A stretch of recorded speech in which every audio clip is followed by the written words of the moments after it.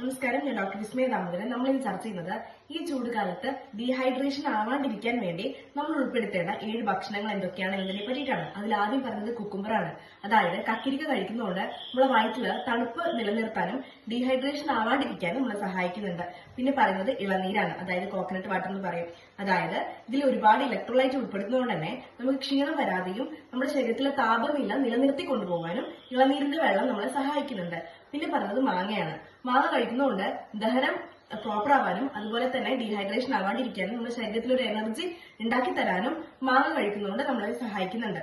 നാലാമത് പറഞ്ഞത് തൈരാണ്. തൈരും നേരത്തെ പറഞ്ഞതുപോലെ തന്നെ നമ്മുടെ ശരീരത്തില് വയറ്റിലൊക്കെ തന്നെ തണുപ്പ് നിലനിർത്താനും ഊർജ്ജം നിലനിർത്താനും ക്ഷീണമാവാണ്ടിരിക്കാനും സഹായിക്കുന്നുണ്ട്.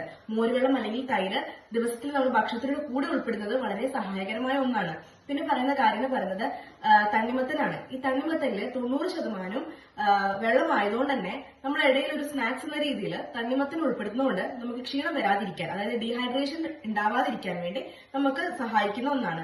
അതുപോലെ പിന്നെ പറയുന്നത് ലൈം വാട്ടർ ആണ്. അതായത് ചെറുനാരങ്ങ വെള്ളം കഴിക്കുന്നതുകൊണ്ട് തന്നെ നമ്മൾ പൊതുവെ പറയുന്ന കാര്യമാണ്, പനിയൊക്കെ വന്നാൽ താപനില നിലനിർത്താൻ വേണ്ടി ശരീരത്തിൽ ക്ഷീണം ഉണ്ടാവാണ്ടിരിക്കാൻ വേണ്ടി നമ്മൾ പറയും ചെറുനാരങ്ങ വെള്ളം കഴിക്കാൻ വേണ്ടിയിട്ട്. അതേപോലെ തന്നെയാണ് ഈ സമ്മർ സീസണിൽ ചെറുനാരങ്ങ വെള്ളം കുടിക്കുന്നത് നമ്മളെ ഡീഹൈഡ്രേറ്റഡ് ആവാണ്ടിരിക്കാൻ വേണ്ടി സഹായിക്കുന്നതാണ്. അതുപോലെ തന്നെ മിന്റ് വെള്ളം, അതായത് പുതിന ഇട്ട വെള്ളം കുടിക്കുന്നത് കൊണ്ട് നമ്മുടെ ദഹനം പ്രോപ്പർ ആവാനും നമ്മുടെ ശരീരത്തിലെ താപനില നിലനിർത്തി കൊണ്ടുപോകാനും നമ്മളെ സഹായിക്കുന്നുണ്ട്.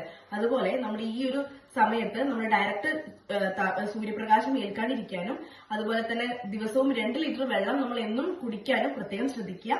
ഈ സമ്മർ സീസൺ എല്ലാവരും മുൻകരുതലോട് കൂടെ തന്നെ പുറത്തോട്ട് പോവാൻ നമ്മൾ ശ്രദ്ധിക്കണം കേട്ടോ. താങ്ക്